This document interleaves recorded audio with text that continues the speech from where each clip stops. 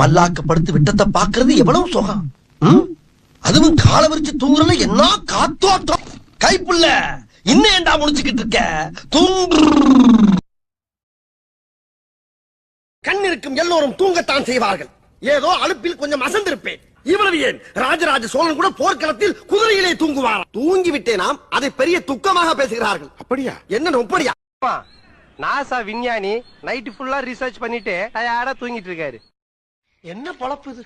நம்ம வாழ்க்கை எதை நோக்கி பயணமா போய்கிட்டு இருக்குன்னே தெரியலையே. மணி 12 ஆகுது, இன்னுமா உங்க புள்ள தூங்குது? என்ன உடம்பு கிடம்பு சரியில்லையா?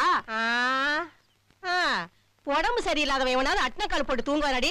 எல்லாம் கொழுப்புடி. அந்த கன்றாவிய நீ ஏன் கேக்குற? சாயந்தரம் 6 மணி ஆனா போதும், வத்தல குண்டுல இருந்து திண்டுக்கல்லுக்கு 2வது ஆட்டம் படம் பார்க்க போயிடுறான். காலையில வர்றான், திங்க வேண்டியது தூங்க வேண்டியது, மறுபடியும் படம் பார்க்க போயிடுறான். அதுலயும் எம்ஜிஆர் படம்னா விடவே மாட்டேங்கிறான். ஒரு படத்தை ஒரு மனுஷன் ஒரு தடவை பார்க்கலாம், 2 தடவை பார்க்கலாம். இந்த பாவி 40 தடவை பார்க்கறாண்டி. 10 மாசம் சுமந்து பெத்ததுக்கு 10 பைசா கூட பிரயோஜனம் இல்ல. சரியான பொழுதுபோக்குக்கு பிறந்தவன்.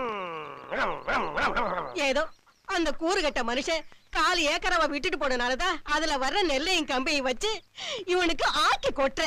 அதையும் தின்னுட்டு